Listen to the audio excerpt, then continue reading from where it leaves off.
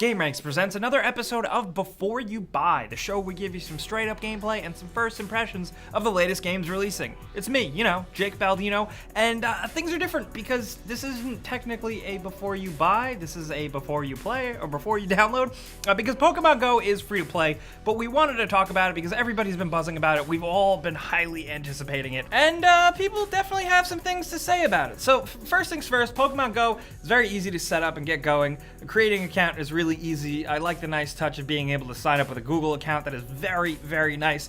Character creation exists. It's really, really simple. It's almost a little disappointing, but I'm assuming later on the game developers Niantic are planning on adding maybe upgradable loot and stuff that you unlock and different visual items for your character. You're gonna notice that a lot when I talk about Pokemon Go, is that there's things I'm hoping that change or are added in the future. But the thing is, you get started with this brief tutorial that all feels very Pokemon. You talk to a professor, this time it's Professor Willow, and he's hip as hell, and he tells you about the wonderful world of Pokemon, and then you start out and you pick one of 3 starter Pokemon. You have to catch your first Pokemon, and then this is where the game starts to show what it actually is and where it can be somewhat flawed. Maybe not necessarily flawed, but just lacking. But this is very much like a regular Pokemon game. You can get a list of Pokemon that you carry around with you. You give them nicknames, and I love stuff like that because the basic premise here is that you walk around, your phone uses your GPS location, and it's very cool because it uses Google Maps to render an actual map of the real world around you, and it encourages walking around and exploring your environment. You go off of a road and towards some trees because you might be able to catch a Pokemon over there. If you seek out landmarks around your town, most of the time they are Poke Centers, which if you're close enough to one, you can activate it and find a bunch of special different items like Pokemon eggs, Pokeballs for catching Pokemon, and different healing items and leveling up items and stuff like that. It helps you level up your Pokemon characters and also gives you XP, which is good because you level up here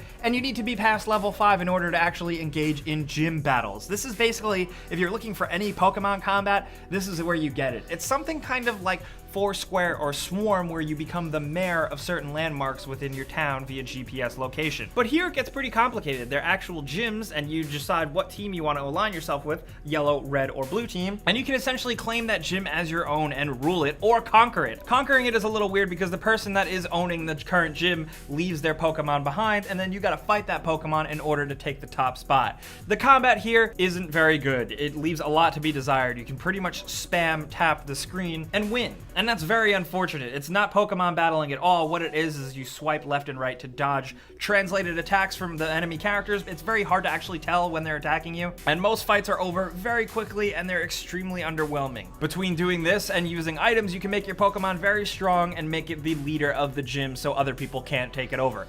This is where Pokemon Go honestly works the best. When you're doing stuff like this and you're trying to take over gyms and be the leader of maybe your small town or your city or your street corner, it feels really cool to have your name up there and you being in charge of that gym. It's awesome, and that's kind of like where this stuff works best. If you played Niantic's last game, Ingress, some of the best stuff from that is here. Exploring the environment and catching Pokemon is really cool. The augmented reality stuff is kind of surface value, and you can turn it off because honestly, some people are gonna get very mad when you point a camera at them, even though you're not taking a picture of them. And also, I almost got hit by a car twice, so there's that. But not all of the Pokemon stuff is as fleshed out as you would want, and I think that's where I'm ultimately disappointed, and I can see many other people might be, because actually going out in the wild and catching Pokemon on your map is okay. It encourages exploration, and I really like that. It gets you up, it gets you walking around, it gets you exploring a park that maybe you've never been to. And since Pokemon are location-based, maybe you don't live near water, you can take a drive, go near water, and catch some more water-type Pokemon. The collection aspect is really cool, but catching them is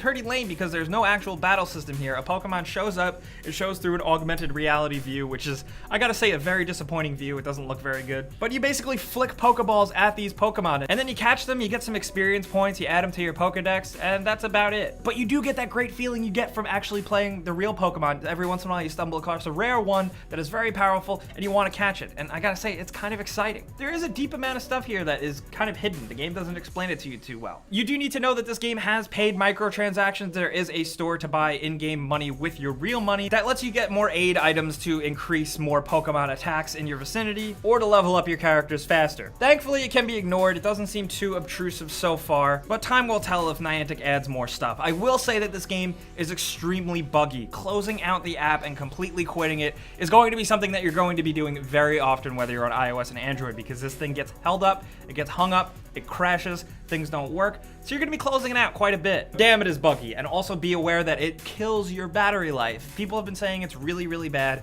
and for the most part, it has been very bad on my S7 Edge. Pokemon Go is like half fulfilling. Some of the ideas are really there, and when it clicks, it really clicks. But if you go into it just completely looking for a real-life Pokemon game, you're gonna be let down. There's a lot of fun ideas here. It's not all fully fleshed out, and there's some real missed potential, especially with the fact that you can't yet trade Pokemon with each other. That is going to be coming out later on, but also the fact that when you catch Pokemon, you don't battle them, you just throw a ball at them. It's kind of lame. It's not as social as it could be and how a lot of players want it to be. It used to be really social on Game Boy, so why can't it be on a mobile phone? It just generally doesn't feel too engaging, but like I said, when it does click and when it does work and it does feel fun, I think it kind of makes up for it. It has charm and the potential is so big so long as Niantic actually chooses to really support and update this thing, which I think they will given the already breakout success of this thing. I do think some people are going to be let down, especially more casual gamers who see the ads for this and see the articles for this and think it's like the ultimate Pokemon game, because it's certainly not, but I keep abusing this word. It really has the potential to become something way better.